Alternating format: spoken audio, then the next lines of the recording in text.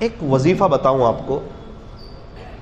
آج کل لوگ ملتے ہیں تو وہ روزی کے سلسلے میں، کاروبار کے سلسلے میں، پیسوں کے سلسلے میں بہت پریشان حال ہے.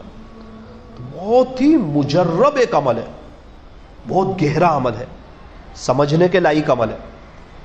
اگر آپ یہ عمل کرو گے نا تو انشاءاللہ روزی کے اعتبار سے، آپ پیسوں کے اعتبار سے کبھی پریشان نہیں رہو گے انشاءاللہ.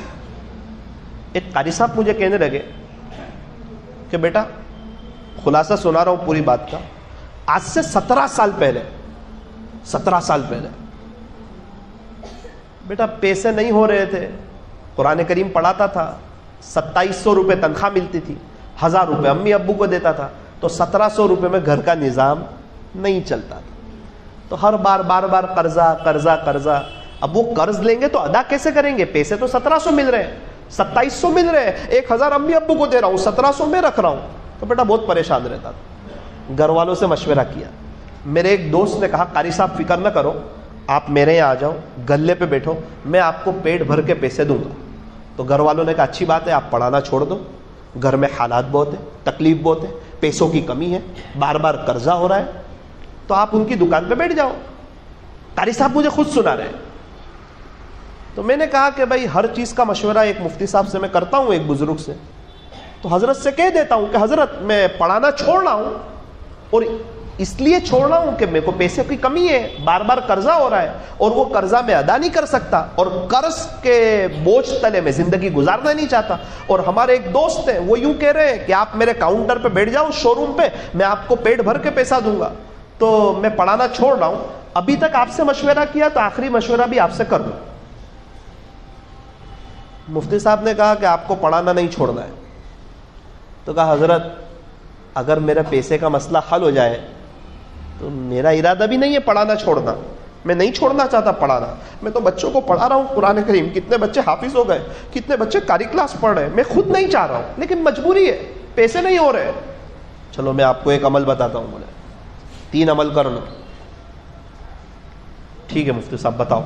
پہلا عمل، آپ کی جتنی تنخواہ ہے نا، جب آپ کو تنخواہ ملے نا مہینے کے آخر میں، اس میں سے 2.5% اللہ کے لیے نکالنا. میں نے کہا مفتی صاحب یعنی؟ بولے 1000 پر 25 روپے. میں نے کہا مفتی صاحب یہی پیسے تو نہیں ہو رہے. میں آپ کو وہی تو کہہ رہا ہوں کہ یہ پیسے بھی نہیں ہو رہے اور آپ کہتے ہو کہ اس میں سے بھی نکالنا اللہ کے لیے، کیسے چلے گا؟ مفتی صاحب نے کہا کہ آپ مشورہ کرنے آئے یا اپنی بات سنانا ہے؟ مشورہ کا جواب دینے والا امین ہوتا ہے، وہ خیرخواہ ہوتا ہے. میں آپ کا خیرخواہ ہوں، میں آپ کو اچھی بات بتا رہا ہوں. تو آپ مشورہ کرنے آئے، آپ میری بات پہ عمل کرو گے کہ نہیں کرو گے پہلے وہ بتاؤ. انشاءاللہ عمل کروں گا. بولے انشاءاللہ. ٹھیک ہے چلو عمل کرو. بولے 2.5% اللہ کے لیے نکالو. انشاءاللہ چلو نکالوں گا. بولے 1000 پر 25 روپے نا، نکالوں گا. بولے اب 1000 پر 25 ہو تو 10,000 پر کتنے ہو؟ 250 روپے. ٹھیک ہے. دوسرا عمل، بولے پورے 24 گھنٹے میں کبھی بھی یا رزاقو، اے روزی دینے والے اللہ، یہ اللہ کی رحمت کو کھینچنے والا عمل ہے.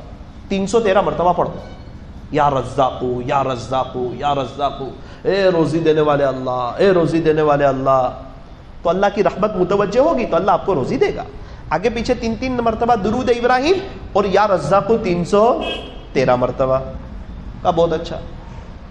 تیسرا عمل آخری، 2 رکعت چاش کی پڑھو. 10 سے 12 میں 2 رکعت چاش کی پڑھو، اور پہلی رکعت میں سورہ فاتحہ کے بعد 7ویں پارے میں ہے، 5واں رکوع ختم ہوتا ہے وہاں، ربنا انزل علینا مائدۃ من السماء تکون لنا عیدا لاولنا وآخرنا وآیۃ منک وارزقنا وانت خیر الرازقین. پیارے اللہ آپ ہمیں روزی دیجئے کیونکہ بے شک آپ ہی بہترین روزی دینے والے ہیں. اتنا پڑھو، 2-3 لائنیں، اور رکوع کر دو.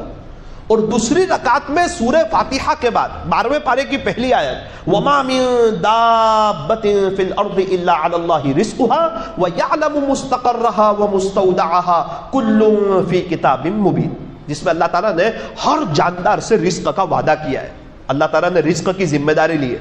یہ دونوں آیات اللہ کی رحمت کو کھینچنے والی ہے. خلاصہ ہے کہ اس کی برکت سے اللہ آپ کو مالا مال کر دے گا. تو آپ اس طرح 2 رکعت پڑھو. کسی کو یاد نہ ہو وہ کیا کرے کہ قل یا ایھا الکافرون قل هو اللہ احد اور سلام پھیر کے پڑھ لے موبائل میں 7ویں پارے کے 5ویں رکوع کے اوپر ربنا انزل علینا وارزقنا وانت خیر الرازقین تک، اور اس کے بعد 12ویں پارے کی پہلی آیت پڑھ لے۔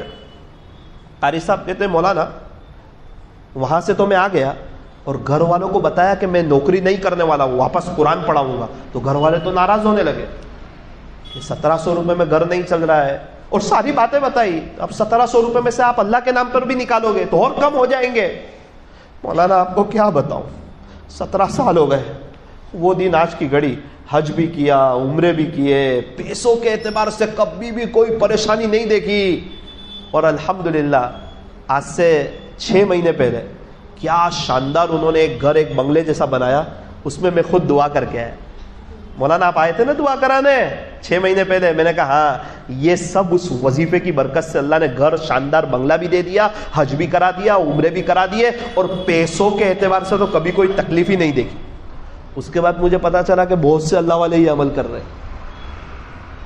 اللہ اکبر کبیرہ۔ تو نیت کرو، انشاءاللہ کریں گے انشاءاللہ۔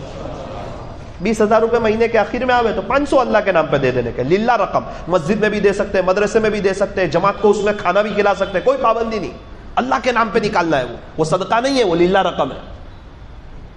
اور 313 مرتبہ یا رزاق، آگے پیچھے 3 مرتبہ درود ابراہیم، اور 2 رکعت چاش کی برکت سے بھی اللہ تعالیٰ روزی میں اضافہ فرماتے۔ تو اللہ تعالیٰ ہم تمام کو برکتوں والی حلال روزی بھی عطا فرمائے، اور اللہ تعالیٰ ہمیں کسی کا قرض دار محتاج نہ بنائے، اور اللہ تعالیٰ ہمیں سچی توبہ کرنے کی اور آخرت کو سامنے رکھتے ہوئے زندگی گزارنے کی اللہ ہمیں توفیق اور سعادت نصیب فرمائے۔